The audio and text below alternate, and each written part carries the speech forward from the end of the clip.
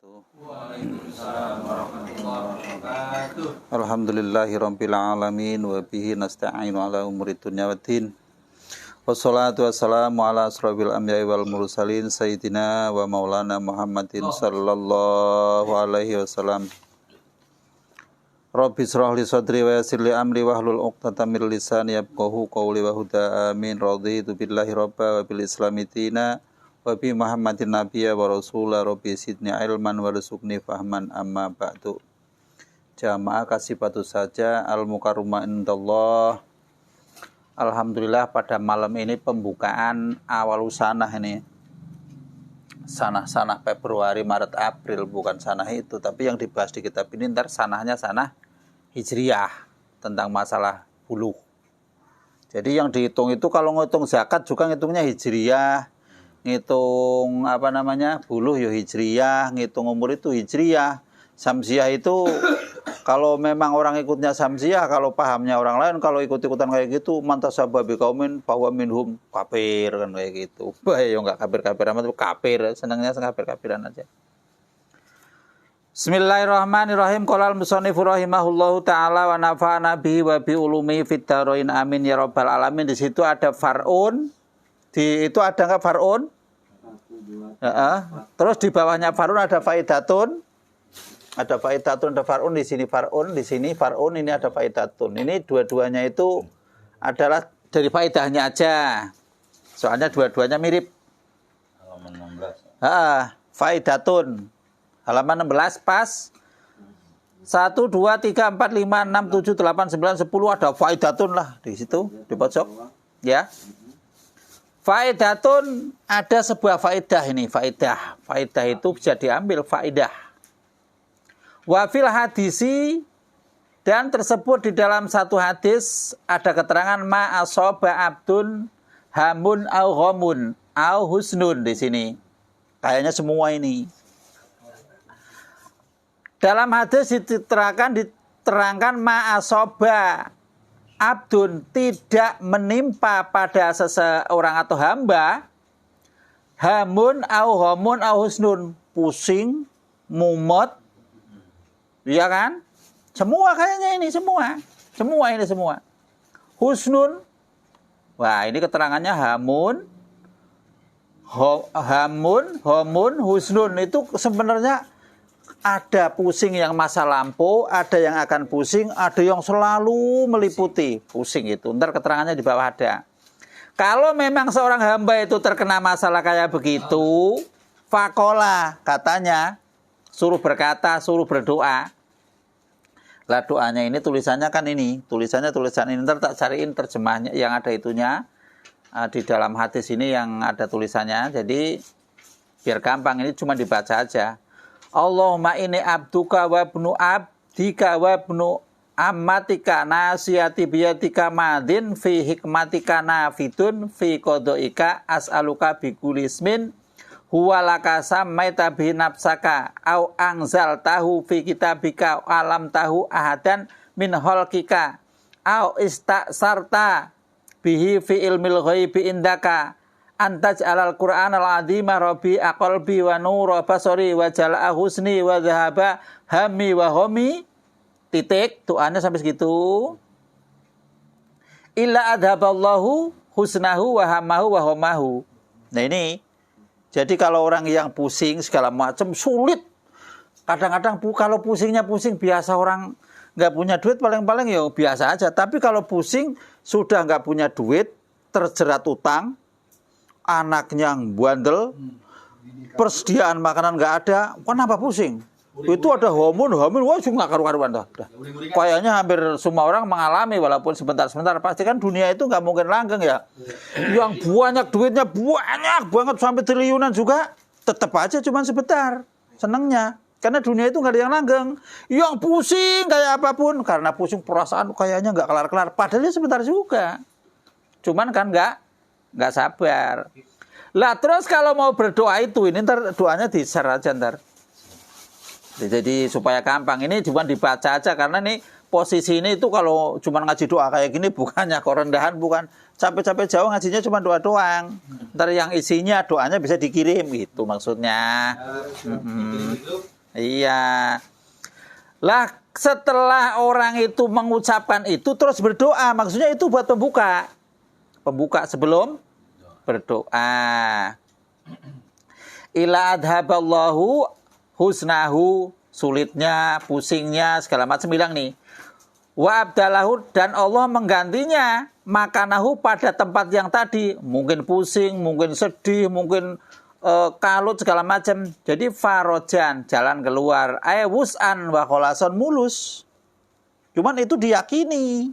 Loh, ini apa doa itu gak ada asal-usulnya? Itu di dalam hadis Imam Ahmad halaman nomor 3528 dan 4091. Di dalam Imam Ahmad itu hadisnya tidak ditemukan derajatnya. Tak cek di dalam kitab Sarah Tohawiyah nomornya 108, menurut Imam Albani itu soheh. Hadisnya soheh. Jadi kalau hadisnya soheh, lagi nggak soheh saja nggak apa-apa. Kalau memang itu cuman istilahnya doa, bukan untuk haram atau halal. Nah ini kalau ini ntar bisa ditulis ketika mau doa. Kalau nggak hafal ditulis. Lah yang aneh itu ada orang berdoa, ya Allahumma doa ke Allah kok lupa. Kata Allah, gila mau minta apa lu gua? Lah ya doanya aja lupa. Doa itu kan minta kan Pak? Doanya sangat panjangnya Allahumma. Wah entah kok lupa. Kan aneh. Itu tandanya orang doa hatinya kok kosong. Itu yakin gak dijabah, udah yakin itu. Gimana mau dijabah, yang mau diminta apa ini nungguin. Itu kan redaksi cuma dilalar doang. Allahumma supaya kelihatan panjang, balik lagi, udah di surga balik lagi menyangkul lagi. Allahumma rizukna. Lah udah di surga ngapain Allahumma rizukna? Udah di surga kok. Udah di surga ya udah. Tinggal terus jalan ya udah. Udah di surga udah masuk surga. Doa Allahumma rizukna rizqan halalan. Alah kebalik gitu. Udah di surga kok mau nyangkul lagi balik kan. Itu kadang-kadang ngawur doa. Doa itu ada urutannya. Banyak kan kadang-kadang ngawur. Ya terserah itu mau disuk memang orang kurang kerjaan kali ya. Ya dari dulunya di kerjaan gak dapat udah di surga ya pengen kerja. Mau nyangkul aja kalau udah di surga. Makanya kan wiridan itu dari istighfar, setelah istighfar, ya istighfar terserah mau pendek, mau panjang, mau sedang, mau enggak. Terus Allah ma'anta salam muji kan? Setelah muji terus minta setelah itu Allah setelah istighfar terus la ilaha illallah wa la syarika lahul mulku alhamdulillah wa la kan? Allah ma'anta salam. Allah salam berarti kan udah masuk surga. Setelah masuk surga ini yang namanya subhanallah, alhamdulillah, wallahu akbar, wala haula wala quwata illa billah itu tanaman, Pak. Tanaman. Jadi ini orang pertama minta maaf kepada Allah karena mungkin sholatnya kurang bagus, segala macam. Karena sholat kita itu yakin kadang-kadang itu banyak lupanya. Jadi kenapa orang-orang ulama soleh itu kok senang jamaah? Karena takut sholatnya nggak diterima. Itu Pak. Kalau sholat sendiri, sholat itu yang dihitung kan yang ingat sama Allah. Artinya Allah Akbar ingat benar, iya takbirnya diterima. Mungkin yang sujudnya nggak terima, mungkin nggak diterima. Ketika kita jamaah Allah Akbar, mungkin Allah Akbar saya diterima, yang lain nggak, yang ono diterima nggak, jadi satu diterima. Atau yang imamnya diterima. Ya tetap ikut diterima, karena apa? Karena kita kan ikut nyambung kan begitu. Makanya jamaah itu pahalanya luar biasa. Kalau orang hidup nggak mau jamaah yakin rugi, yakin. Los kalau sholat sendiri suruh husuk saya mah nggak bakalan lah. Cepet bener keburu setannya nggak datang mungkin. Waduh, setannya datang udah salam itu mungkin itu. Jangan diganggu. Dianya yang ganggu setan. Kurang ajar. Kadang bener kok. Lah kayak gitu. Kata setan juga kayak gua itu. Gua parah. Lah setelah itu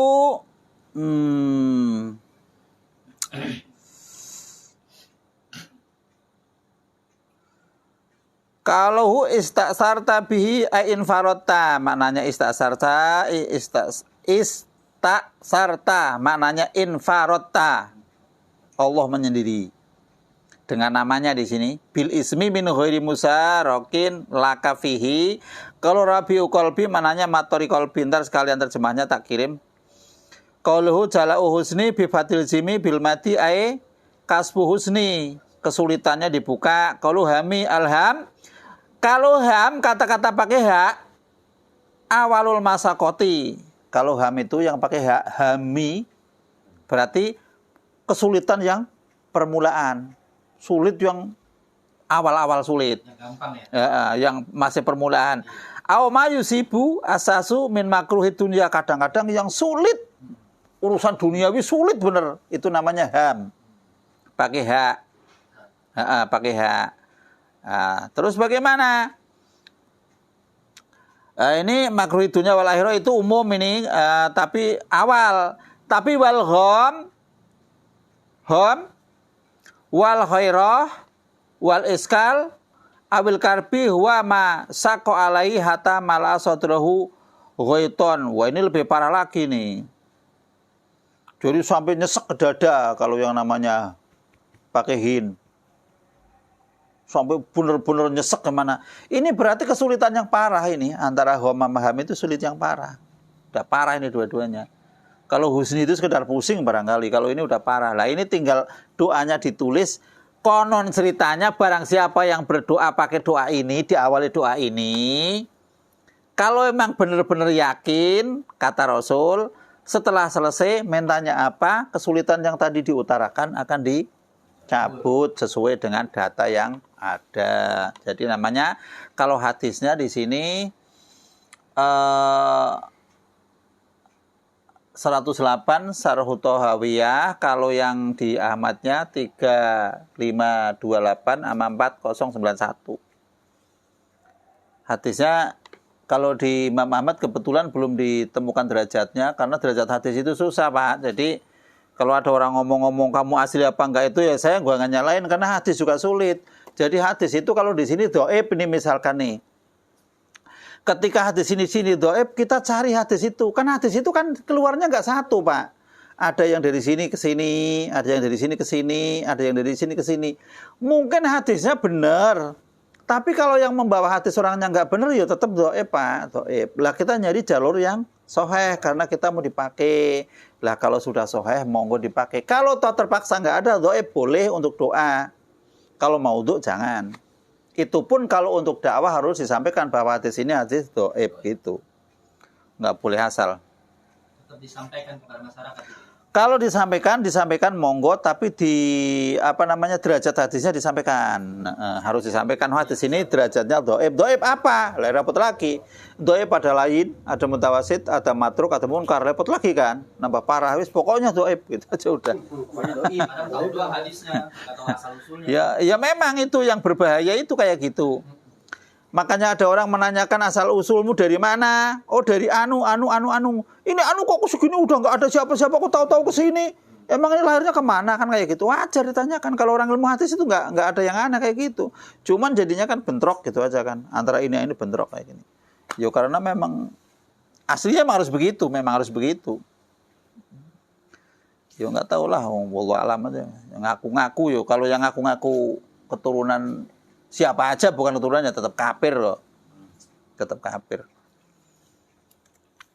Di dalam kitab itu asarnya Imam Ali atau Ali radhiyallahu an itu ada diterangkan di situ. Barang siapa yang mengaku-ngaku bukan keturunan dari ini ngaku kayak gini, kafir juga, ngeri.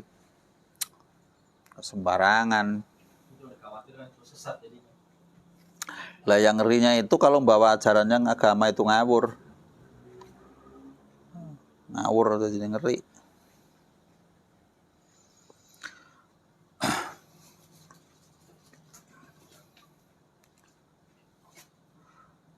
Ada yang mengatakan wal gham mata alaqa bil mustaqbal. Kada ada gham itu yang akan datang, kesulitan yang akan datang. Ada yang mengatakan begitu. Wa qala Sarqawi alhamu ma yata'alaqu bima yakunu fil mustaqbal wal husnu ma yata'alaqu bima kana fil madi. Ada yang ngomong intinya dua-duanya Sulit lah antara kesulitan, baik kesulitan yang akan datang atau kesulitan yang sekarang.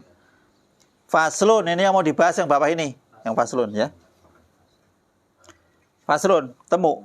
Ya, pinggir. Nah, pinggir boleh, tengah boleh. Sama aja lah, dilihat aja. Faslun fi bayani buluhil murahik. Murahik wal mu'sir. Paslun ini, pasal ini menerangkan tentang sampai balik itu kan sampai ya. Tentang baliknya murahik wal mu'sir. Mu'sir itu sejaman yang mendekati. Ibarat murahik itu anak laki-laki yang konon ceritanya ganteng, bagaimana segala macam. Terus mu'sir itu yang mendekati tapi perempuan itu. Atau ya laki-laki juga, karena murahik itu biasanya ada apa namanya kekhasoisan orangnya itu ganteng, istilah sentolo bagaimana. Nah di sini alamatul buluhi, ini ada tanda-tandanya. Kenapa sampai dibahas sih? Orang balik aja dibahas. Ternyata kalau bapak itu sampai lepas didik anak waktu balik, pas perpindahan dari tamyiz ke balik sampai bapak tidak tahu, orang tua nggak tahu, tanggung jawab loh Pak, tanggung jawab. Orang tuanya. Ya tahu orang tuanya lah. Masa anaknya. Udah lewat balik. Ya makanya. Ya tadinya sebelum balik itu dari mulai tamyiz itu kan ada ukurannya. Tamyiz menjelang balik sampai balik mulai taklif ini harus tahu. Ini perpindahan ini. Perpindahan dari masa main-main. Makanya kasihan ya, salah anak sekarang kasihan disiksa Pak. Banyak orang tua nyiksa anak, masukin PAUD 0. Iya kan, kasihan, bener. Padahal ulama-ulama dulu itu nggak seneng kayak gitu mas sebenarnya. Kasihan, anak akhirnya jadi parah, nggak bisa diatur. Ya karena otaknya udah dikendaliin sama ono, susah. Los deh kalau anak kamu kayak gitu. Waktu belajar kapan, waktu main kapan, Imam Ghazali ada itu ya. Ya anak sekarang rata-rata kan hampir orang tua ngeluh, ngomongin anaknya sulitnya setengah mati kan. Iya. Kalau ada sekolah dalam perut sekalian. Wah sekalian. Dua dalam perut sekolah lagi. Wah yuk kasihan sekolah mau. Kata saya udah TK aja udah luar biasa kan. Kan yang paling penting itu anak itu kan kecilnya itu diajarin akhlak.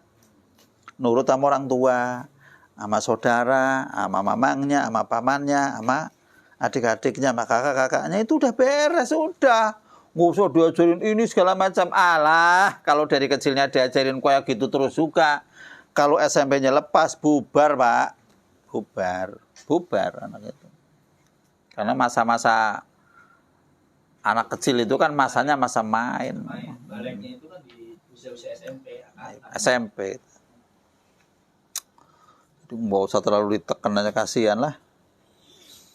Alamatul buluhi, adapun ciri-ciri balik.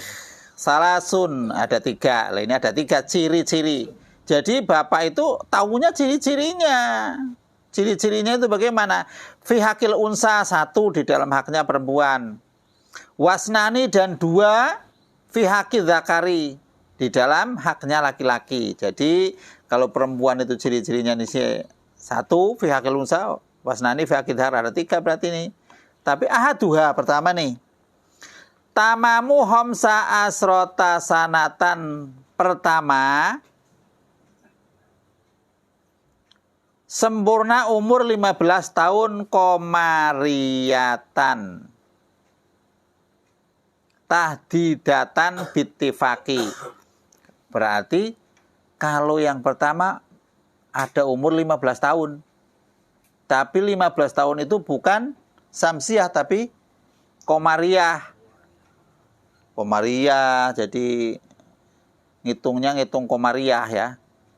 Ini bittifaki. Ini pasti, ini hukum pasti. Tahdidiah itu pasti.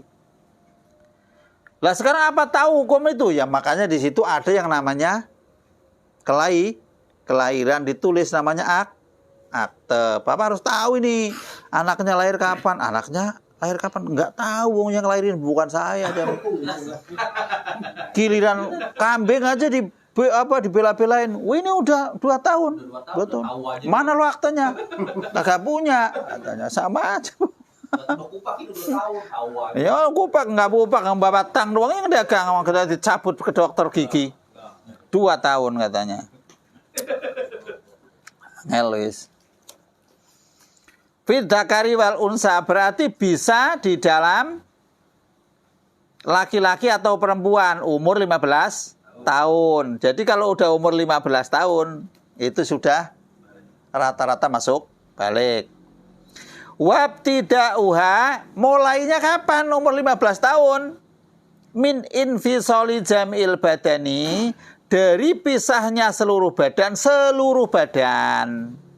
Jadi maksudnya pisah seluruh badan itu waktu lahir. Contoh waktu lahir ini anak itu lahirnya udah kakinya udah keluar, udah 3 hari nggak keluar. Misalkan. Zaman dulu ada loh Pak yang orang kampung yang sungsang itu, sungsang apa ya? Kakinya dulu itu sungsang ya? Anaknya rewel udah. Kakinya dulu rewel sampai berhari-hari nggak keluar. Lah misalkan dari hari Jumat, Sabtu, Minggu, Senin baru keluar. Ya dihitungnya Senin Pak, jangan dihitung hari Jumatnya. Baru kaki doang. Maksudnya seluruh badannya sudah keluar, brojol iya. Ya kalau nggak mau dihitung ya kakinya nyantol terus ya sampai setahun.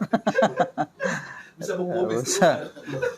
Ini berarti dihitung mulai keluar seluruh tubuh baru dihitung lahir. Mulai diconteng di situ, ditulis jamnya, tanggalnya segala macam. Itu hati-hati Pak. Kenapa sampai sini itu perbincangan masalahnya ada sekitar umur 7 tahun Bapak harus bagaimana. Kalau umur 10 tahun kok anak ini belum melakukan itu harus bagaimana. Ada sikap-sikap yang mesti harus dilakukan Pak, ada. Ya masalahnya sekarang sudah dibebaskan. Ini pokoknya rame-rame, ke musola. Di musola mau berantem ya nggak masalah. Ya ujung-ujungnya anak sholatnya ya ada yang ngadep ngalor, ngidul segala macam. Ada yang sholat sambil kayak babi-babian itu, sarungnya kayak babi-babian itu kan ada. Ya nggak apa-apa namanya anak kecil, tapi orang tuanya kan harus ikut. Anaknya doang. Ya banyak kan orang tuanya udah mati. Udah mati. Belum balik belum. Yang pertama itu ya, umur 15 tahun, baik laki-laki ataupun perempuan. Yang kedua, wasaniha al-ihtilam. Nah ini yang kedua itu ihtilam. Kalau ihtilam itu kan susah nanyanya ini. Ihtilam itu mimpi inzal al-imna. Mimpi. Lah di sini mimpi di sini wa ilam yahrujil maniu minadzakari. Sekalipun maninya tidak keluar. Baru mimpi loh ini. Kaan ahasa, contohnya sebagaimana dia kerasa biuruji dengan keluarnya mani fa'amsakahu, maka ditahan. Kerasa keluar mani ditahan, berarti kan nggak jadi keluar mani padahal mimpi. Tuh. Jangan ditanya, kamu udah pernah mimpi basah belum dong? Jangan ditanya mimpi basahnya, ini ditanya mimpi walaupun tidak keluar, tidak basah, itu tetap. Walaupun umurnya belum 15 tahun, kayak gitu maksudnya. Ini kalau nggak dijelasin juga paham. Harus begitu. Jadi hati-hati. Wasawaun horoja min torikihi al-mu'tadi, dan sekalipun keluarnya tadi dari jalan yang kebiasaan. Ya biasanya kalau anak laki-laki keluarnya dari kubul. Dari kubul ya. Au hoirihi atau selain mu'tad mal insidadil asli serta tertutupnya jalur asli. Kadang-kadang ada orang yang nggak punya kemaluan kan ada kan? Lah, sering ditampilin itu orang itu nggak punya lubang itu juga ada kan ya? Ya umpama terjadi kayak gitu, ya dewasanya baliknya itu hanya mimpi. Itu ya. Ya di dalam kitab itu diceritakan kayak gini karena istihadnya ulama seandainya itu pasti akan terjadi. Pasti itu. Makanya ulama itu alim-alim kata saya, Masya Allah, seandainya itu ada aja. Yang tanya itu kadang-kadang jawabnya sulit karena memang nggak ketemu jawaban. Kalau mau nyari ada.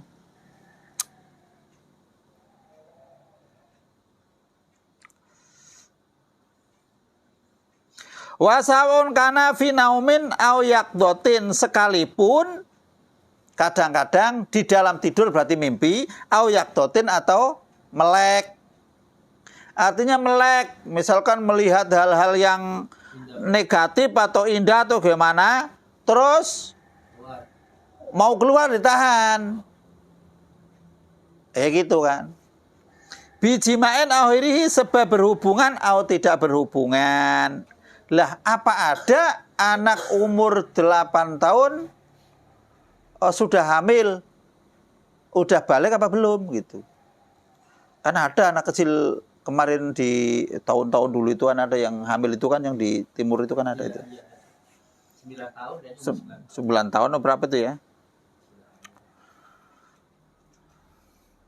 Masya Allah. Fidakari wal unsa litis isinina komariyatin tahdidiyatin indal bejuri wasarbini waladi tamadahu Ibnu Hajar wa Syekhul Islam annaha takribiyatun. Nah, ini kan biasa namanya ulama itu di mana-mana ada perdebatan yang namanya kata yang satu itu hanya kira-kira, umurnya kurang sedikit nggak apa-apa. Ada yang ngomong itu pasti, harus pasti begini, itu boleh-boleh aja Pak, karena memang pandangannya begini. Ketika ulama itu yang satu ngomong ini, misalkan kita ngomong barang riba, yang ulama satu itu ngomong kalau beli emas itu, kalau COD kan berarti nggak boleh. Beli beras COD kan nggak boleh kan kayak gitu. Sekarang kan ada beras COD kan? Ya, itu kalau orang ngaji jangan pakai COD Pak, nggak boleh. Beras COD itu nggak boleh. Jadi kita bukan melarang orang COD, bukan. Kita sebagai orang Muslim tahu itu hal-hal yang disebut ribawi. Kalau membeli yohaan bihain, artinya nyoh-nyoh gitu kan, nyoh-nyoh. Kalau COD barangkali di sini barangnya sudah nyampe, duitnya ke sononya nggak nyampe-nyampe lama kan, kayak gitu. Ada yang ngomong, lah kan COD ini kan plek sama plek, ini diterima bayar. Nah ini yang ini siapa ini? Ini kan nunggu ke sono lagi, laporan ke sono lagi kan lama. Oh kalau dia kabur repot lagi kan. Makanya ini apalagi emas kan. Emasnya udah diterima, barangnya belum sono. 2 hari kemudian emas naik harganya atau turun. Kayak gitu. Gitu kayak gitu maksudnya.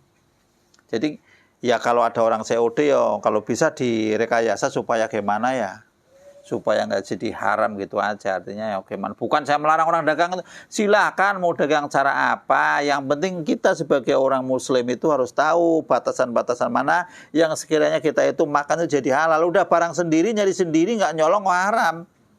Gara-garanya begitu kan, kayak gitu. Mentang-mentang sama temennya, saya tak itu beli berasnya, mana duitnya? Wih gampang sih sama temen ini, masa nggak percaya? Percaya, saya mempercaya. Mana berasnya? Berasnya dibawa. Entar ya saya tak ada acara dulu. Kan lain kan ceritanya. Kayak gitu. Masalahnya begitu Pak ya, bukannya. Karena sekarang ini kan ngikutin zamannya online gitu. Ya online boleh, tapi ada caranya kan. Nah caranya gimana gitu. Harus ada itu. Istilahnya contoh, misalkan ini si bapak ini mau nuker beras. Dulu zaman Rasul juga ada, nih pengen Rasul itu dibawain kurma sama Bilal, kurma yang luar biasa mahal itu. Wow, kurma yang lebih bagus lagi. Kata Rasul, ini punya kurma bagus dari mana? Rasul, saya ada kurma saya jelek-jelek, saya tak tuker kayak gini. Bukannya diomelin sih, bukan. Kalau kamu mau, kurmamu jual dulu. Setelah dijual, duitnya buat beli kurma yang ini. Maksudnya begini, yang namanya kurma kalau 1 kilo ditukar 2 kilo, walaupun ini yang bagus ini jelek, itu kan tetap riba. Ya ini jual dulu, sama aja kan? Maksudnya kan sama aja. Ini yang 2 kilo dijual, hasilnya duit berapa aja buat beli ini kan? Kayak gitu. Jadi halal gitu. Daripada kita beras ditukar, walah nggak apa-apa, wong saya ini kok saya nggak marah kok. Nggak apa-apa, saya nggak marah. Bukan begitu. Bukan masalah marah nggak marahnya. Saya juga ikhlas kalau memang masalah tukar-menukar duit kayak gitu mah nggak masalah. Cuma ini hukum udah begini, gimana? Hukumnya nggak boleh. pasti ada efek yang bahaya. Sekarang bagaimana? Kalau laki-laki dilarang pakai emas, iya kan? Orang sholat disuruh sujud. Sujud aja ininya nggak boleh nempel. Ininya nggak boleh nempel kayak gini. Kenapa? Karena ini peredaran darah ini kalau nempel kayak gini bisa mematikan. Kayak gitu. Maksudnya kan begitu, Pak. Makanya ada itidal sujud itu gini. Jangan nempel ini. Kan kayak gitu. Itu pasti ada itunya. Cuman karena sahabat itu kalau yang namanya diajarin oleh Rasul itu sama waktu atan. Nggak cerewet. Kalau orang sekarang, apa emang alasannya? Itu apa? Sholat mah kagak. Nanyanya kesel, bikin gaplok aja. Wah, kesel ya. Enak kan. Jadi jangan macam-macam. Sesuatu yang sudah sudah digaris besarkan oleh Quran dan hadis, yakin pasti manfaatnya ada dan bahayanya juga pasti ada. Kalau orang misalkan dalam penemuan orang-orang barat itu kan katanya babi jadi begini gitu kan ya. Ya tapi kan katanya yang makan babi, saya makan babi ya nggak apa-apa karena gitu. Itu bukan berarti kalau yang makan babi pasti begitu kan, bukan, Pak. Tapi walaupun itu nggak kayak begitu, tetap hukum haramnya kan sudah melekat karena gitu. Jangan nggak apa-apa. Ini kan kalau dimasak begini dengan cara begini itu aman. Itu namanya orang udah ngelawan dari Allah itu sudah susah. Ngelawan kodrat susah. Jadi nggak bisa dituin orang kayak gitu, mah. Nggak bisa penyakitnya udah bisa disembuhin ya begitu. Susah itu kayak gitu. Sekarang lagi rame lagi apa itu yang mau nyanyi apa? Yang mau datang itu. Golplay. Goblay apa? Jablay lah.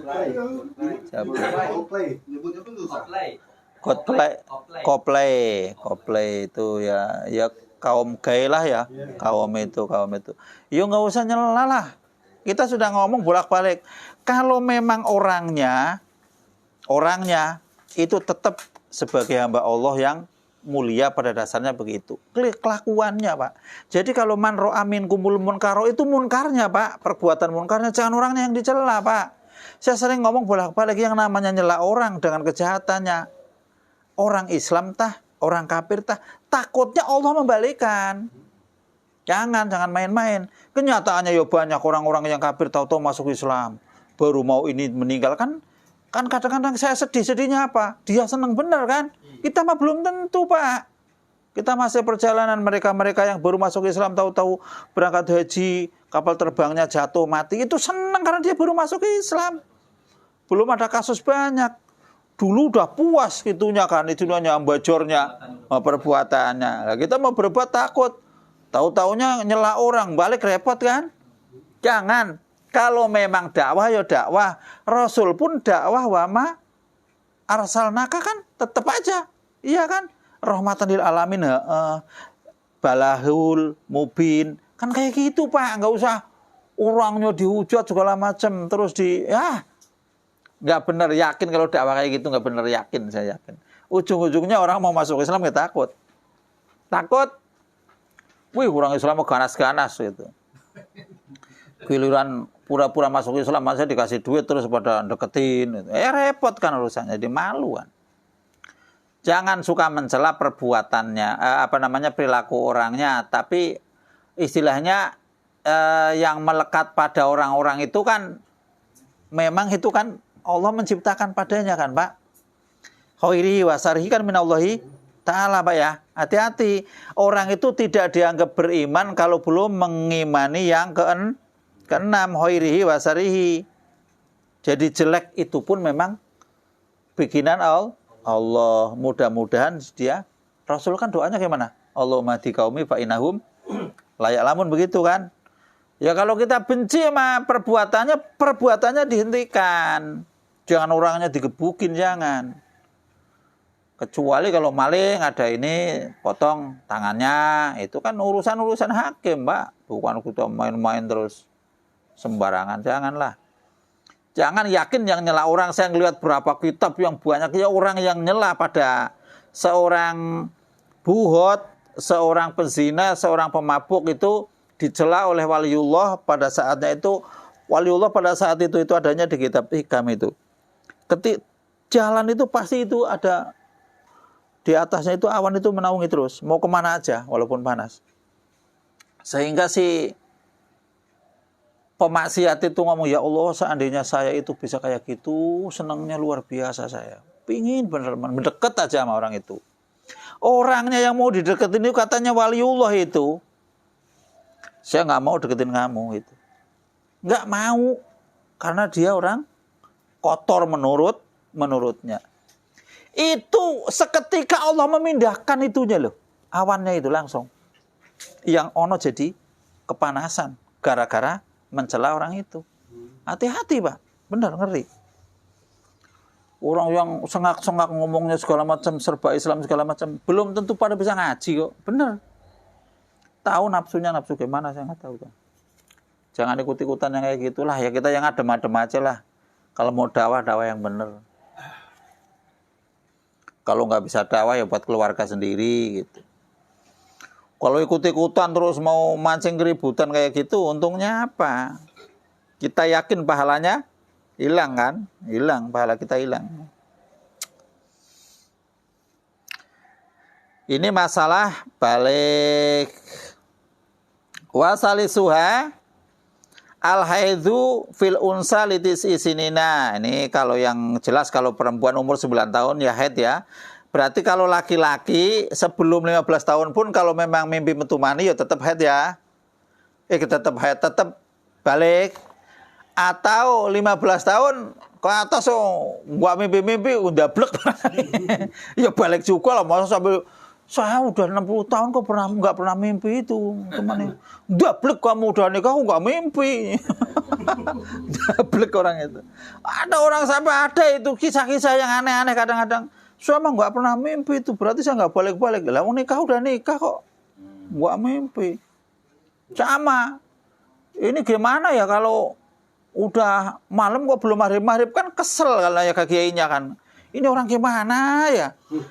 Pak Kiai gimana kalau ternyata itu kalau kita puasa sudah malam kok belum maghrib? Kan angel kan. Ada aja di kitab yang gitu.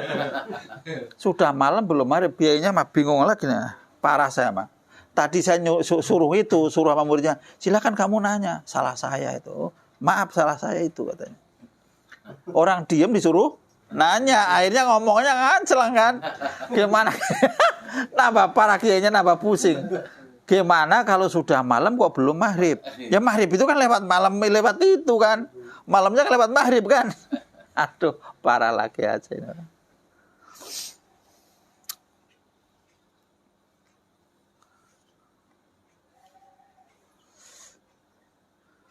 Ini takribiyatan. Kalau takribiyah itu umurnya bisa misalkan 9 tahun kurang setengah bulan, itu namanya takribiyah. Kalau kurangnya masih berbulan-bulan belum lah, ini mah mungkin penyakit.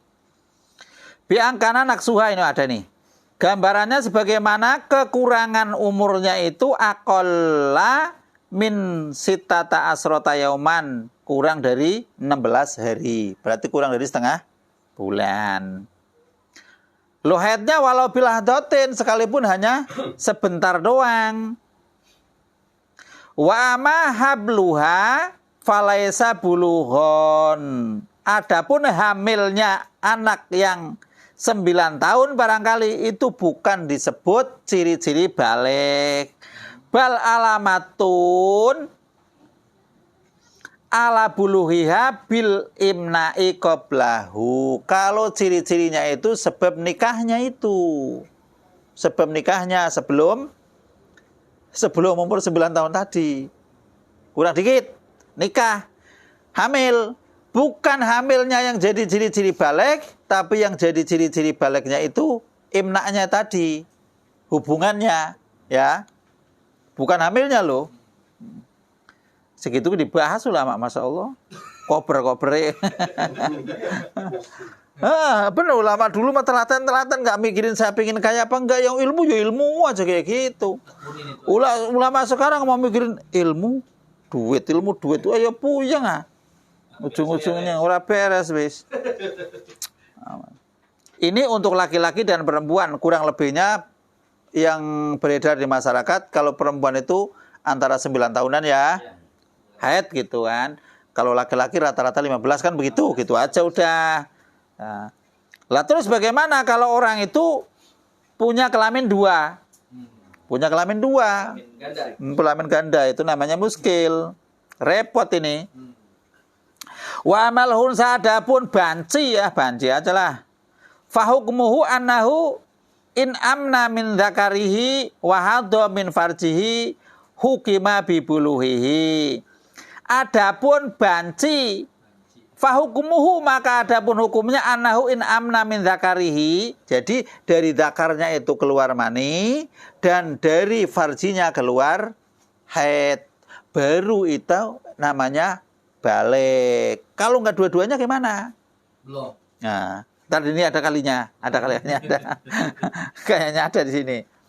Nah, fa'in wujida ahaduhuma au kilahuma min ahadi farjaihi falayuhkamu bibuluhihi. Kalau memang ditemukan kok hanya satu doang keluar mani barangkali, atau satu doang keluar darah haid, itu enggak disebut balik.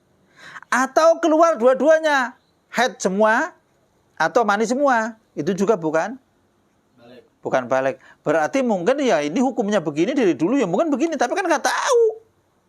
Iya kan? Jadi nggak tahu ini apa si banci itu begini kan nggak tahu. Tapi yakin kalau ulama sudah memutuskan kayak gini, ulama itu berdasarkan penelitian. Jadi dulu udah banyak bencong. Udah banyak. Banyak. Namanya wantu muskil. Ini yang repotin warisannya ini. Iya, ikut ke sini. Ya? Iya, mau lagi apa cewek. Kalau milih kan milih cowok kan. Iya kan? Tapi enggak, ulama juga punya hukum. Sekarang dilepas. Tapi jangan ngomong dulu. Dilepas, ini cenderungnya ke kiri apa ke kanan? Maksudnya kanan laki misalkan ya, kiri perempuan. Genetiknya kok cenderungnya ke kiri, ke perempuan.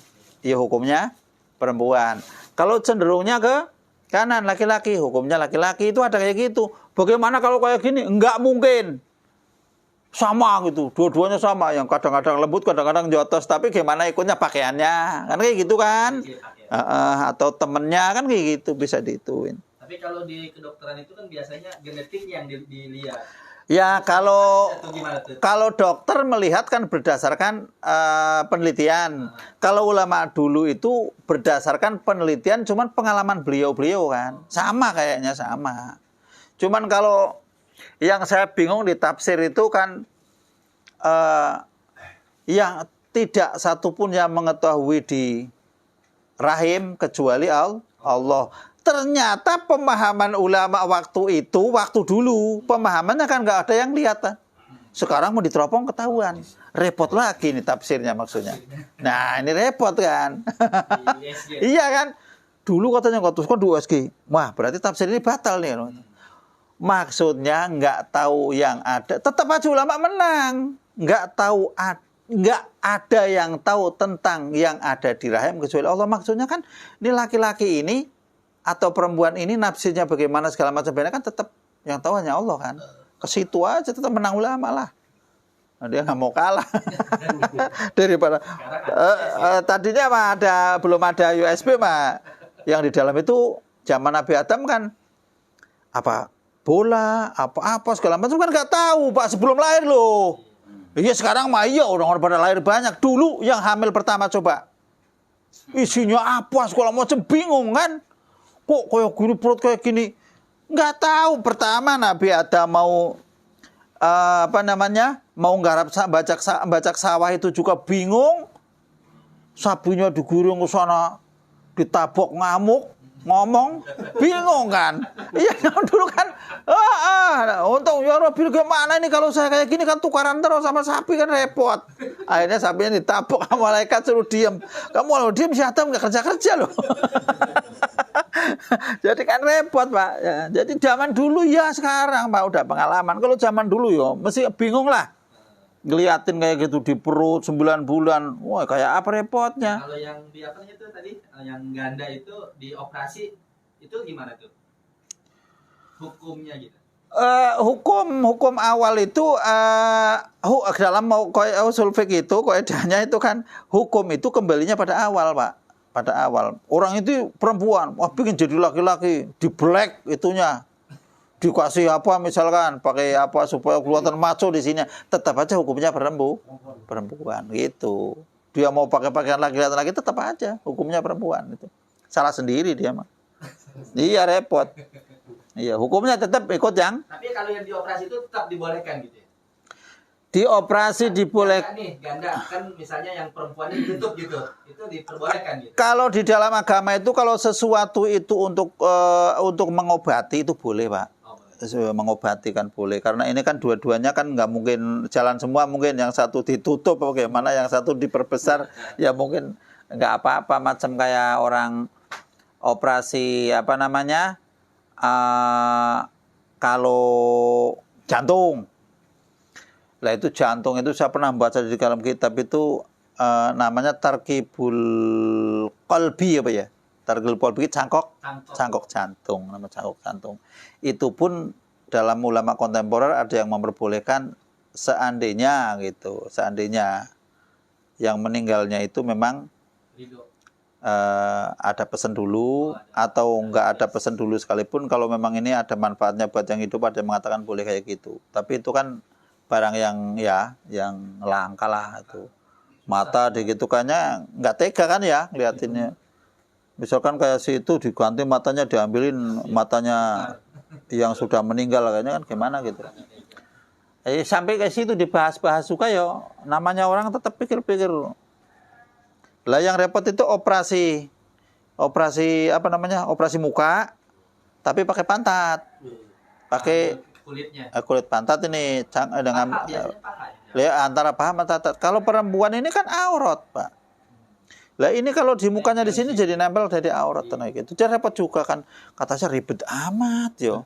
Ribet kalau kayak gitu, Pak. Kalau pantat yo mendingan mukanya buat pantat atau pantatnya buat muka, enggak tahu dah. Repot jadinya repot. Ada yang ngomong ini mau harus ditutupin karena aurat segala macam. Yo, aurat itu kan ketika masih ada di pantat barangkali kan. Kalau sudah dipindah ke sini, itu sudah tumbuhnya di sini beda lagi, yo repot toh. Yo kalau begitu kan saya nanya lagi, itu kan pendapat ulama yang itu. Kalau misalkan kayak gitu gimana kalau di pantat nggak ada hukum wudu kan? Gak usah diwuduin kalau begitu, iya kan? Repot lagi kan? Iya, repot. Soalnya hal-hal yang nyalai kodrat itu ujung-ujungnya emang repot, tetap. Ada yang memperbolehkan dibantah lagi, lemah lagi, dibantah lagi, lemah lagi kan begitu. Repot. Kata saya udah meninggal aja udah dah. Gitu aja dah. Tinggal diserahkan aja. Kan badan kita kan bukan hak kita, hak Allah kan? Kalau hak Allah serahkan aja udah. Makanya kayak tadi itu kalau hukum dikatakan haram menurut Allah, jangan ngomong-ngomong udah yang penting saya mau udah ikhlas, nggak apa-apa itu masalah beras kapan aja itunya ngembaliinnya. Bukan masalah itu ikhlas nggak ikhlasnya. Kita itu ngambil ridhonya Allah. Kok kamu saya ridho? Emang lu bisa ngeridoin dari mana? Bisa bikin beras kagak lu? Berlaku. Katanya pokoknya asal ridho. Wa intarodoya adalnya begitu. Wa intarodoya itu artinya kalau orang mau beli, misalkan saya beli baju harganya berapa? 100.000 ini duitnya. Ini kan ini ridho kan, diterima barangnya nggak cacat. Itu wa intarodoya. Dua-duanya ikhlas, ridho. Ini harganya 100.000 dibayar, duitnya palsu, ridho nggak kira-kira? Ya enggak, tadi kan udah ridho. Dan duit yang di dalam campur kan nggak ketahuan, iya kan? Ya nggak bisa begitulah. Jangan ada teman tukang beras. Jadi kita telepon, bos, tolong diantarin berasnya sampai rumah kita bayar gitu. Itu termasuk COD juga ya? COD. Ya itu begini. Kalau begitu yang nganterin itu dimandatin sebagai wakil asli itu. Jadi ada yang pengantarnya itu. Ya, gampang sih kata saya, Pak. Tinggal itu aja sih. Pengantarnya itu iya. Di ininya. Misal Bapak ini kan nikah itu ya, orang nikah. Bapak kan kalau nikahin kadang-kadang kan nggak berani jadi wali kan. Diwakilin kan? Sah kan? Sah. Jual beli juga sah. Wah, ini kamu yang jual beli aja sono dah. Saya nggak sempet itu. Kan beres. Nih, silakan kamu jual beli dengan ini. Jadi nggak ini.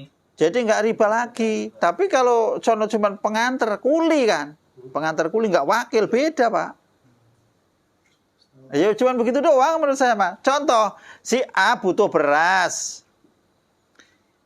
Mbak Yu, saya minjem beras biasanya kan orang kampung mah. Saya minjem berasnya dulu nih, butuh nih mau buat masak hari ini, belum ada itu, mau beli di sana di toko belum buka. Ntar kan kalau saya udah ada beras tak ganti. Beras dibawa. Iya kan?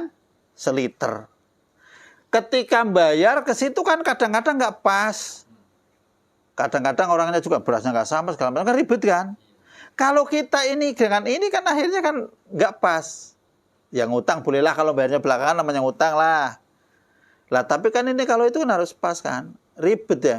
Utang beras bayar beras nih. Yo mbok ngomongnya begini, Mbak Yu saya tak pakai berasnya. Kan gampang sih. Saya butuh buat masak ini 1 liter. Oh ini pakai aja dulu. Pakai dulu. Lah udah punya. Nih Mbak Yu beras saya pakai kamu. Boleh itu boleh di agama boleh. Beras kita ya. Iya. Bukan diganti ya. Iya. Pembicaraan ya. Iya. Bahasanya Di dalam fikih itu ada yang tidak boleh. Yang tidak boleh itu macam kayak apa namanya helah-helah yang diharamkan ada helah yang tidak haram. Contohnya kalau jual barang yang misalkan jual beli anjing kan semua nggak boleh kan. Misalkan jual beli anjing dalam hukum Islamnya itu kan nggak boleh kan. Ular itu kan. Terus kalau jengking itu kan. Itu tai kambing. Oh iya, tai kambing jual beli. Lah kalau kita jual beli ini tak jual segala macam kan tetap nggak boleh. Mau gimana. Tapi kalau itu dipindahkan kekuasaan, ini tak kuasakan ke kamu aja udah nih. Tadi milik saya tak kuasakan ke kamu ini. Ada ya, dikuasakan jadi pindahkan gitu. Lah sana mau ngasih itu buat segala macam kan nggak masalah mau buat itu ta. Cuman harus ngaji doang Pak sedikit. Bukan berarti ini nggak boleh terus kok angel segala macam, enggak. Cuman ini untuk membedakan antara orang Islam dengan non Islam Pak. Biar paham ta. Jadi kalau orang Islam itu diatur walaupun sama-sama begini tapi caranya beda. Jadi enggak, orang Islam itu sebenarnya disuruh beda sama orang non Islam.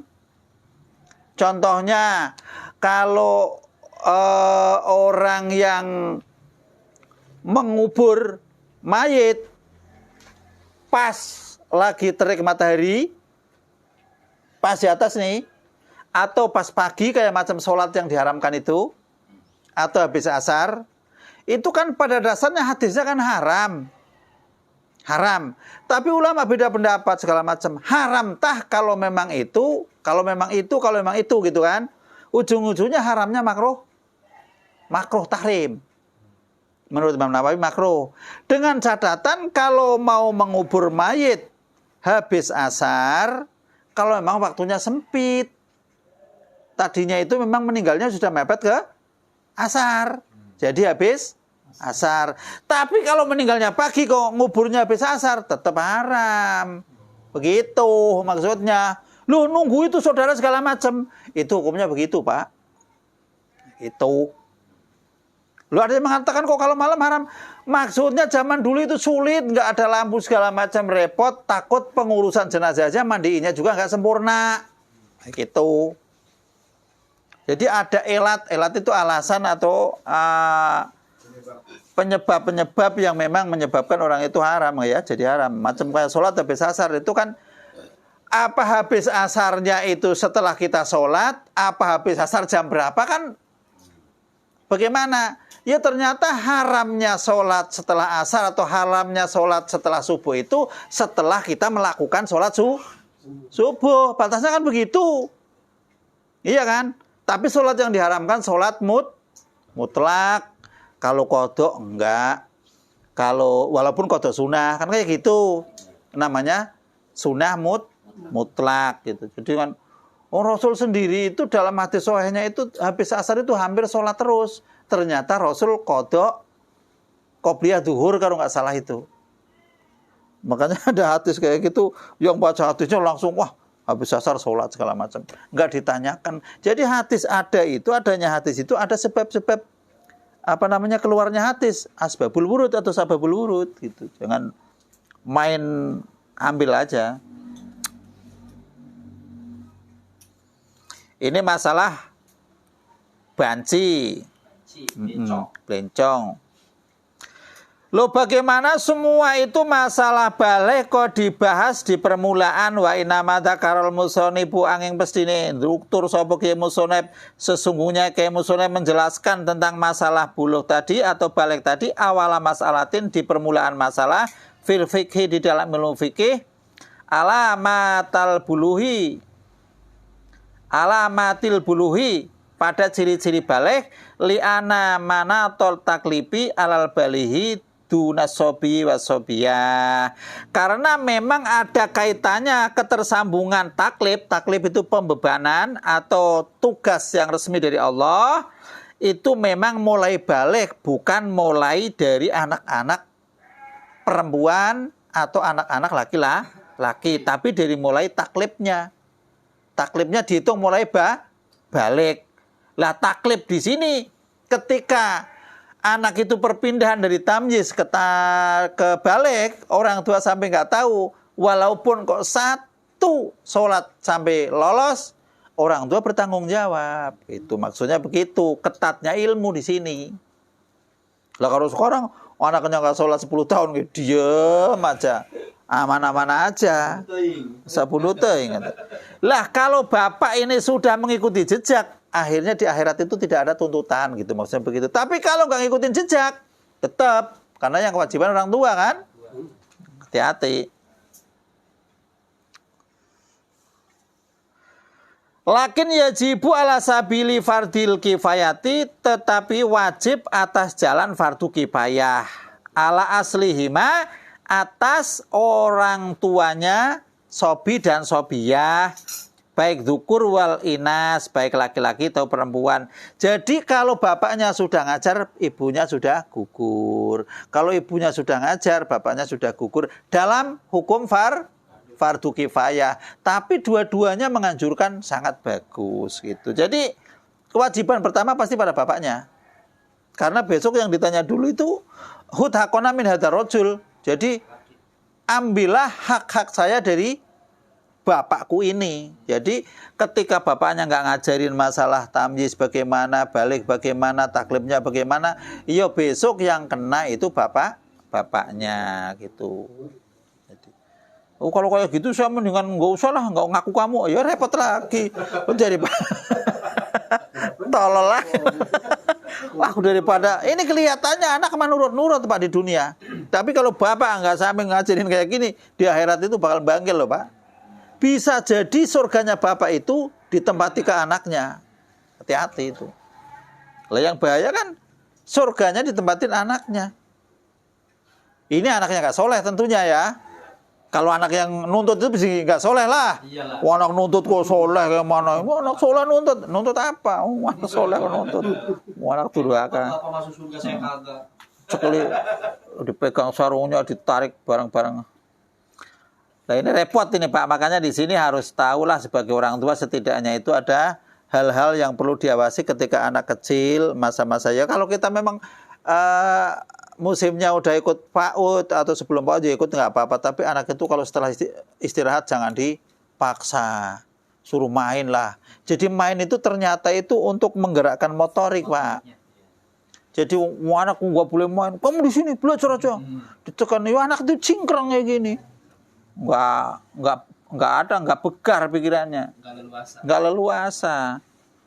Jadi jangan ikut-ikutan orang udah kayak gini, belajar lagi di rumah, tarik lagi, diajarin lagi. Waduh repot. Main comberan ya anak kecil. Ya namanya anak kecil main comberan, orang tua kepada main kecomberan. Sama bapaknya main ya pokoknya anak kecil. Kalau nggak bisa gimana? Mau bakar. Comberan ya comberan. Nggak apa-apa kalau hujan itu, kalau hujan-hujanan bareng itu nggak apa-apa karena memang Rasul juga begitu. Ketika ada hujan, Allahumma shoyiban nafi'an, terus berdoa. Emang itu kan waktu hujan itu di samping disunahkan begitu, katanya orang tua-tua hujan-hujan orang kayak gini kan. Itu kan emang orangnya nggak ngaji Pak. Itu punya tetangga hujan keluarnya. Ih, kata saya yang kayak gini siapa? Itu sunnah Rasul. Dasar orang nggak paham. Itu nggak apa-apa, namanya hujan-hujanan. Memang ada doa yang dikabul pada saat hujan. Lah yang repot itu udah orang lagi perjalanan, kehujanan. Itu kan kalau berdoa itu kan, kalau di dalam perjalanan aja doanya kan diijabah. Udah kehujanan, ada ayam lagi berkokok, jago lagi berkokok. Itu kan doanya sudah di backup itu. Oleh ayam berkokok, berarti ada malaikatnya. Hujan juga ada rahmat malaikatnya. Terus perjalanan juga memang itu janji-janji doa yang dijabah kan. Kok tetap nggak dijabah? Berarti orang ini kena masalah. Gitu. Mungkin tadi dia omong, nggak usah COD beras, nggak apa-apa, saya ikhlas ini. Yo. Itu mungkin yang begitu. Ulawan itu. Jadi di kampung itu yang namanya jual beli ijon. Ijon itu tahu ijon. Ijon itu bukan berarti harus hijau, bukan ya. Artinya ini pisang belum waktunya ditebang udah dibeli, tapi motongnya ntar kalau udah tua gitu. Kalau saya namanya pisang susu itu, susu butuh. Lah itu kan salah satu dari riba, itu sama riba. Jadi rambutan baru berkembang nih. Iya, ada beli. Dengan berharap kan yang beli dapat untung banyak, dengan berharap yang jual rontok modar, kan begitu kali. Iya pasti begitu. Pasti begitu. Modar rontok kan diterima, minta balik lagi duitnya. Kelakuan begitu di kampung. Saya bilang jangan jual barang-barang yang begitu, ujung-ujungnya nggak jelas. Umpama kono untung banyak, yang sono geluruh yang jual kan. Giliran gini untungnya mepet bener, kurang ajar sama kan ini. Kayak gitu kan, yang sono untung tak jual dari dulu, kan kayak gitu. Jadi nggak benar, jadi nggak, aduh agama udah ngatur. Atau kesel yang punya pohon, yang beli nih, beli mangga, kelihatannya bungkusnya rontok, banyak rontok. Yang nggak rontok dimakanin sama codot itu. Giliran ngambil, kesel disomplak-somplakin. Kesel kan, wah dipatah-patahin, bodoh amat saya. Daripada capek-capek, soalnya potong jeda-jeda. Injek lagi, obrak-obrak. Tetap aja yang namanya barang riba itu ada aja, Pak. Iyalah, manusia kok. Nah, malaikat kadang-kadang iri. Disuruh jadi manusia, kelengger. Manusiawi, Pak, hati-hati. Itu salah satu dari riba kayak gitu. Di kampung itu kayak gitu. Beli Albasia sengon, satu pohon dihitung misalkan, dihitung 100.000 kali 1.000 bayar jeder, iya kan? Udah kayak gitu, tunggu berapa tahun? Ya ini kan lakunya pohon bisa berapa ratus ribu kan? Iya, geleng-geleng kepala kan kayak gitu. Tapi katanya ya namanya saya udah itu ya ikhlas saja. Alah hatimu bodol, saya bilang. Bodol hatimu, Pak. Ngeliatin duit gepok kok segini jadi segini. Tetap aja manusia, Pak. Tetap ngomongnya sama saya nggak apa-apa, saya mau orangnya menterimaan kayak gitu. Bukan masalah itunya, kita ngikut Allah itu ya yang benar. Surga disiapkan untuk orang-orang yang bertakwa, bukan untuk orang-orang yang menyanggah kayak gitu, bukan. Tinggal nurut aja kok. Katanya lah saya kalau nggak punya, kalau saya nggak kayak gini nggak punya segala macam. Ya kalau kamu udah kayak gitu ya udah nggak usah ikut urusan sama agama. Tapi kalau dibuat ijab kabulnya, kita beli rambutan yang masih putih gitu, belum masih mengekal. Ini saya jual. Saya izin berapapun nanti kamu dapat itu jadi rezekimu. Ijab kabul. Mau diijab, mau dikabulkan.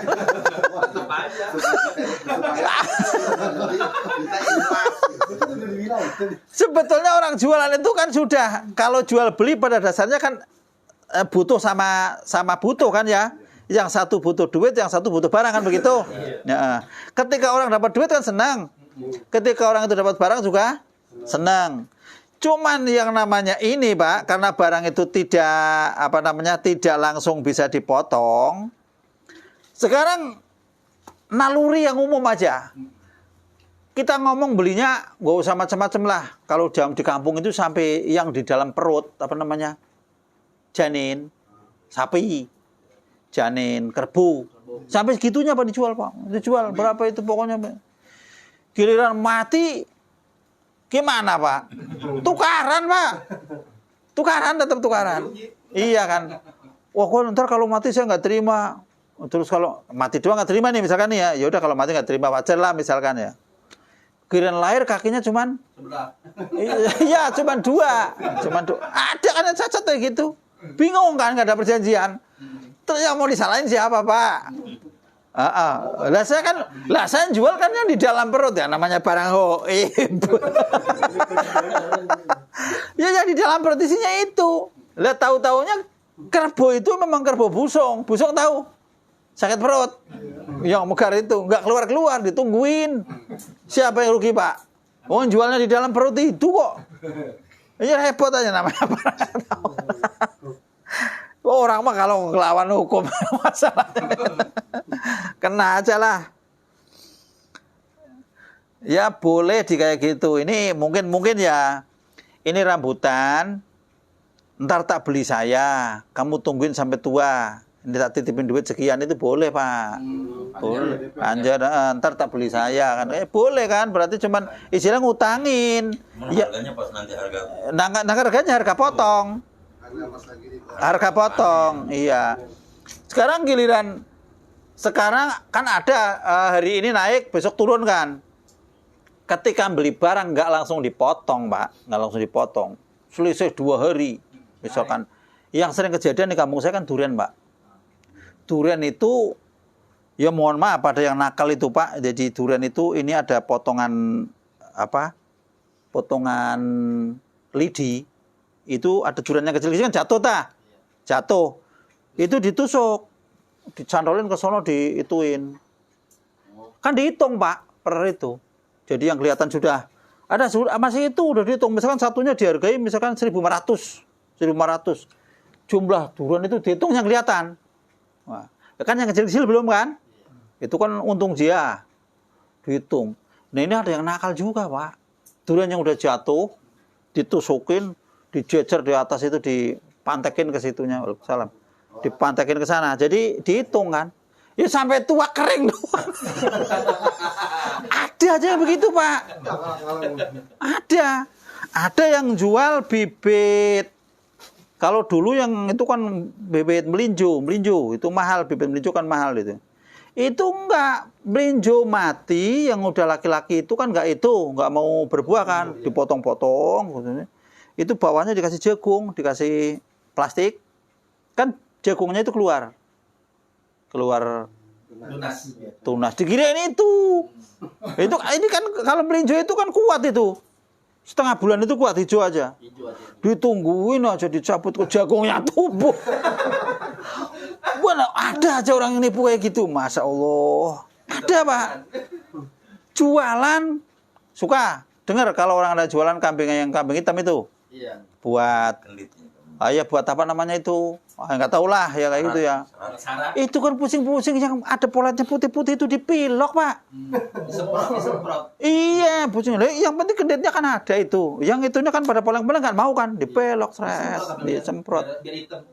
Itu ada aja orang jualan, Pak. Lah namanya emang setan tahu kalau dipelok katanya. Goblok yang jualan.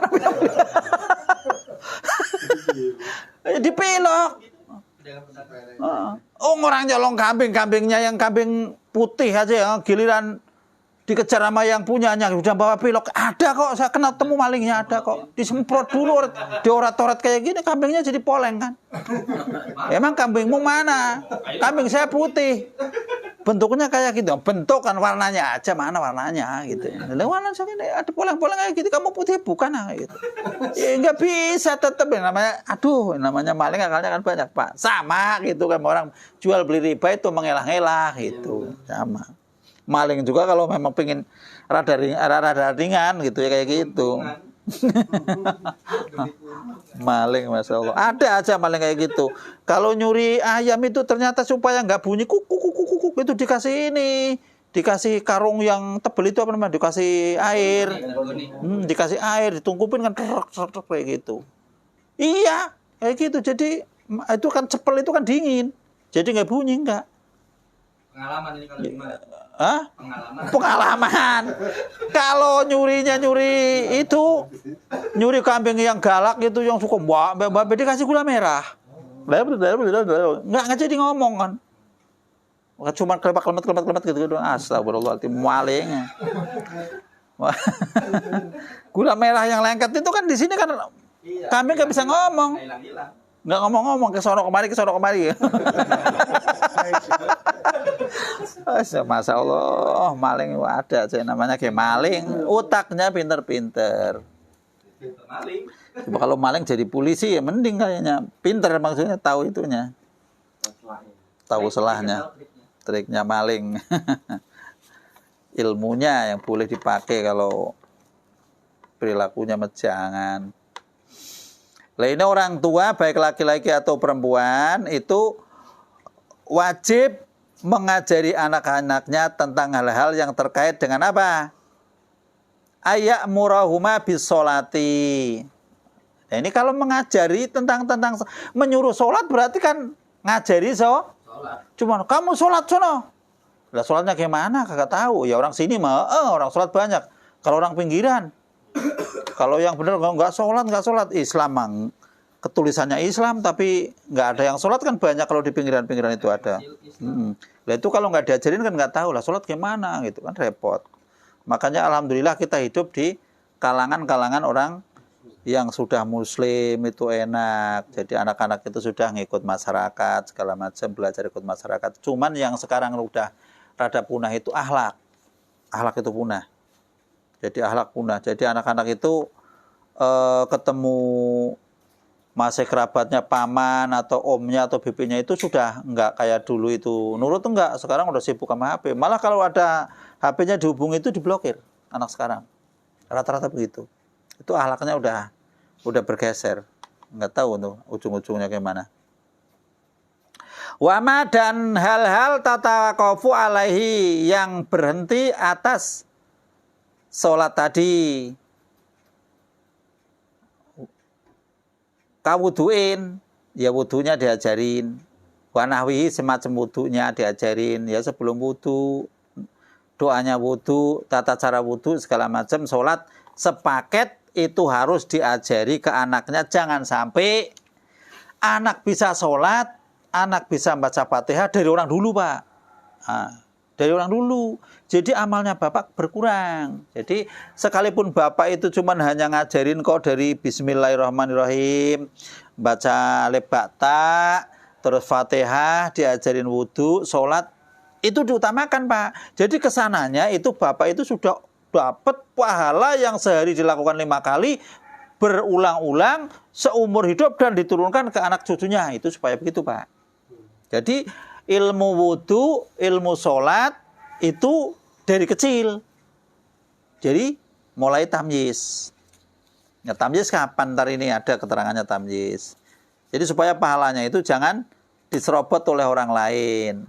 Ya maksudnya tetap aja kalau orang tua membiayai ya tetap aja. Tapi alangkah baiknya kalau itu dipelajari sendiri. Ntar anaknya diomongin besok juga kamu begitu, besok juga kamu begitu. Itu. Ntar akan turun-temurun.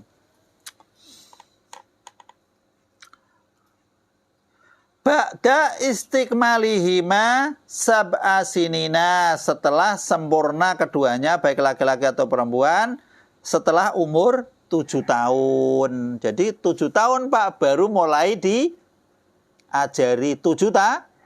Pas ulama dulu masuk SD itu 6-7 kan? Iya kan ulama dulu kan 6-7 kan? Pas Pak ulama dulu itu. Jangan dikira itu masuk SD segala macam itu nggak pakai perhitungan ulama dulu mah. Itu pas itu. Jadi 7 tahun sudah mulai diajari tentang ilmu-ilmu yang berkaitan dengan sholat dari wudhu, sholat atas sarannya kan begitu. Pas kan 7 tahun, 6-7. Kalau dulu kan sekolah kan suruh begini dulu, kalau modal saya apa ya? Suruh megang telinga. Udah nyampe belum itu.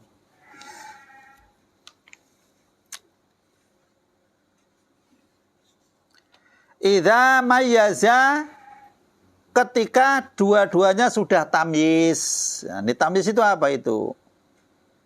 Wahatu tamyizi adapun batasan tamyiz huwa ayasiro bihaisu yakulani wahdahuma wa yasrabani wahdahuma. Tamyiz itu ukurannya begini Pak, gampang. Kalau anak itu sudah bisa nyentong nasi sendiri, ngambil minum sendiri, makan sendiri, kalau misalkan buang kotoran bisa cepok sendiri segala macam, itu namanya ukuran mulai tamyiz. Itu ukurannya itu. Kalau anak 10 tahun kok belum bisa kayak gitu, itu anak ada yang kelainan itu Pak. Mungkin bagaimana gitu ya, kelainan. Harus ada perlakuan khusus. Itu biasanya ada di 7 tahun. Makanya sekolah itu 6 tuh 7. Kalau misalkan persiapan lagi ya boleh aja, tapi diperbanyak permainannya. Ini mau kadang-kadang sebelum itu masih TK, sebelum itu jalan-jalannya aja kenceng sama ibunya. Mau kemana? Ancol. Kemana? Ke Bandung, ke Bogor. Balik ke jalan-jalan. Anaknya mah tidur. Emaknya sibuk. Ya boleh aja dibelajar di awal boleh, tapi anak itu jangan dikekang terhadap mainannya, karena pergerakan otaknya terjadi buntu. Ini tamyiz ya. Wa yastanjiyani wahdahuma, itu wastanjiyani itu cepok. Fala yajibu al-amru idza mayaza qabla sab'i. Fala yajibu, maka enggak wajib al-amru apa menyuruh, atau menyuruh wudu, menyuruh sholat, menyuruh puasa, idza mayaza qabla sab'i, jika memang tamyiznya itu sebelum umur 7 tahun. Sebelum umur 7 tahun itu masih bebas. Masih bebas. Kalau ikut ke masjid ya boleh, tapi enggak boleh sampai ada istilahnya pemukulan. Itu belum boleh. Belum boleh. Bal yusanu, kalau memang segitu disunahkan aja, itu masuk hukumnya sunnah. Kalau 7 hukumnya wajib Pak ya. Hati-hati tuh. 7 tahun itu sebelum 7 tahun sunnah. Ngerti itu. Wa ya'murahuma aidon bisara'iddini ad-dhahirati. Jadi kedua orang tuanya begitu juga menyuruh dengan syariat-syariat agama yang tampak, semacam nahwu nahwas saumi, semacam puasa, ida atoko, tapi jika memang sudah mampu. Wala buddha ma'asihotil amri minat tahdidi, dan itu harus dengan kata-kata yang mengancam. Kalau memang dia disuruh nggak mau, diancam, awas kamu, itu boleh. Kayak akula ka ayakula lahuma sholliya, ayo kamu pada sholat. Itu. Wa ila darab. Nah ini di sini. Darab takuma, darab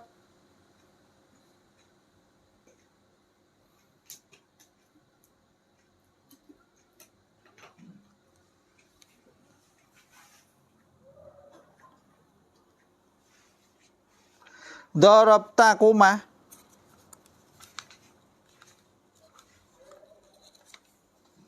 Kalau memang anak itu melawan, tidak mau sholat, boleh dipukul, tapi mukul yang tidak menyakitkan. Mukul nggak menyakitkan gimana? Ya artinya mungkin tahulah orang tua di posisi pantat atau di posisi paha, jangan sampai memukul di hal-hal yang anak itu menjadi minder, itu nggak boleh. Kalau dipukulnya di pantat, kayaknya anak nggak marah sih kayaknya. Pasti nurut lah.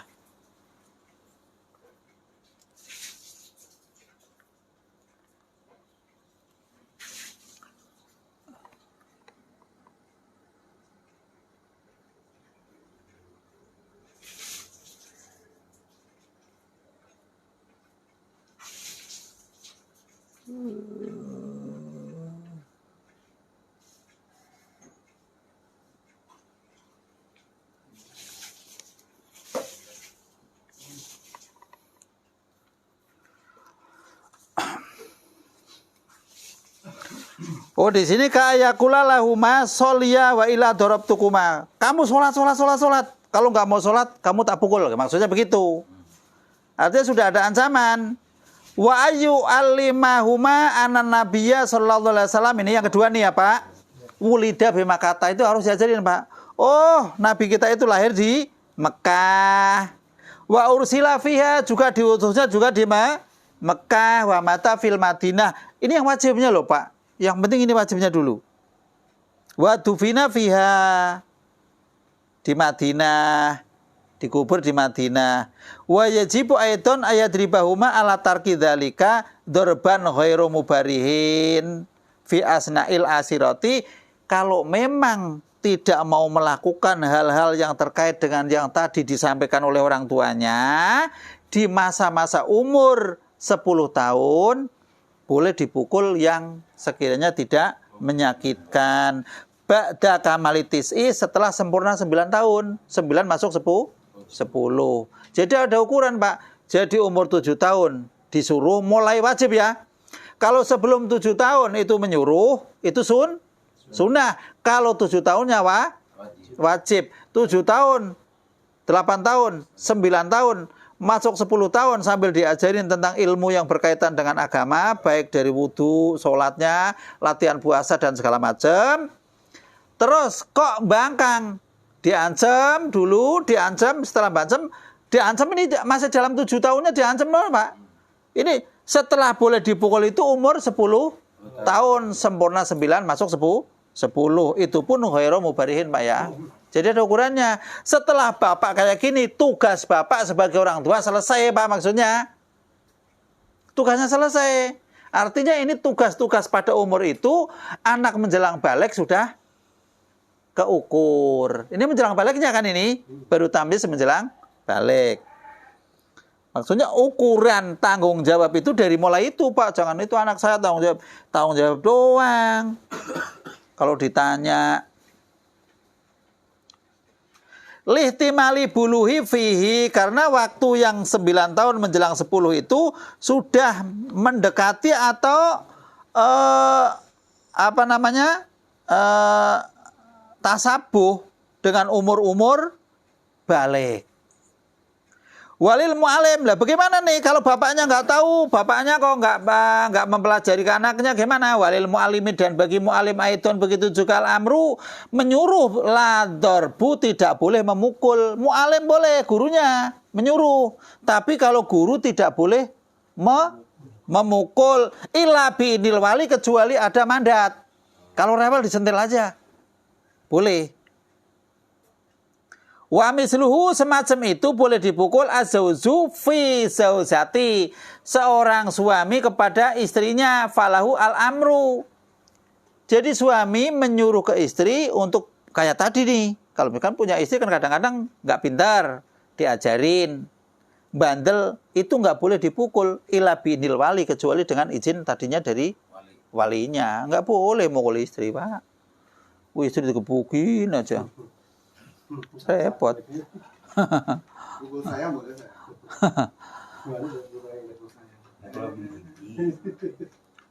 Wasiwaku kasolati fil amri wa dorbi wa hikmatu dalika at-tamrin alal ibadati liyu'tadaha fala yatrukuha insyaallah ta'ala. Maksudnya kalau semacam itu siwak juga disuruh, hukumnya menyuruh siwak itu sama dengan hukum tadi sholat dalam perkara untuk digebuknya atau tidaknya. Adapun hikmah dari semua itu adalah untuk kebiasaan supaya langkah kesananya tidak membimbing lagi Pak. Jadi tamrin gitu. Jadi anak kalau dari kecilnya udah biasa ke masjid, senang ke masjid, mau bapaknya ngorok nggak urusan Pak. Udah di masjid aja. Tapi tetap yang namanya orang tua, yang namanya anak udah waktunya duhur belum sholat ya tetap sholat kan wajar Pak. Sama, itu nilainya udah lain, pahala lain kan. Tapi yang paling penting tadi itu Pak, kalau anak itu dari masa transisi tamyiz menjelang balik, mau taklib, orang tuanya itu tidak berperan semacam itu, yakin lolos. Yakin lolos. Berat, kecuali anak itu ntar masuk ke lokasinya sekolahan yang memang sanawiyah, apa SMP yang Islam segala macam. Kalau masuknya yang rambutnya di semir perang-perang kayak gitu mah repot, udah bubar udah anak itu lolos. Orang tua boro-boro ntar mau didoain, yang ujung-ujungnya orang tua berdoa tiap waktu, ya Allah mudah-mudahan anakku, ya Allah lagi jangan tawuran. Doanya cuma itu aja. Jadi kapan mau seneng? Jadi punya anak doanya mudah-mudahan selamat sampai rumah, jangan tawuran. Ya Allah anakku mudah-mudahan jangan sampai kecelakaan. Itu doa. Setengah 11. Alhamdulillahirabbil alamin. Wa'lam annahu yajibu al aba wal umat ala sabili fardil kifayati ta'limu auladihim at-taharata wa sholata wa sa'ira sarai. Ini sebetulnya mirip dengan kata-kata tadi. Sampai faidatun lah sedikit. Walam ketahuilah anahu sesungguhnya perbuatan yajibu wajib alal abai atas orang tua laki-laki wal umahat ibu-ibu ala sabili fardil kifayati taklimu auladihim atau harota. Nah ini bapak-bapak wajib mengajari anak-anaknya untuk toharoh. Jadi a'udzubillahi minasyaitonirrajim bismillahirrahmanirrahim. Asyhadu alla ilaha illallah wa asyhadu anna muhammadar rasulullah. Allahumma apa biasanya doanya? Doanya gimana? Allahumma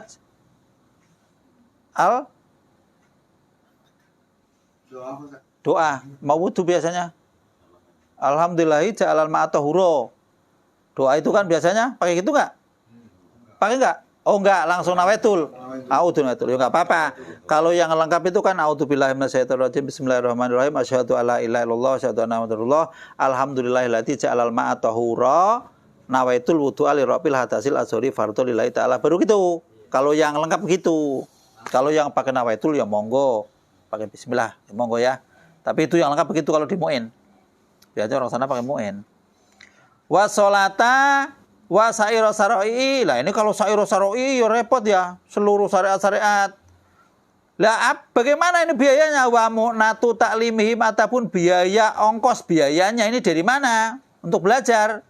Ya fi amwalihim dari harta anak-anaknya. Lah anak-anaknya kalau yang kaya anak kecil kok. Lah kalau orang sono mungkin orang dulu mah anak kecil pada kaya karena memang itu kali ditinggal mati orang tuanya dapat warisan barangkali. Ingkana lahum kalau memang anak tadi punya harta. Iya kan? Ingkana lahum malun itu kalau memang punya harta. Fa'ilam yakun kalau memang enggak punya harta, fa fi mali abaihim, ya harta orang tuanya yang umum inilah.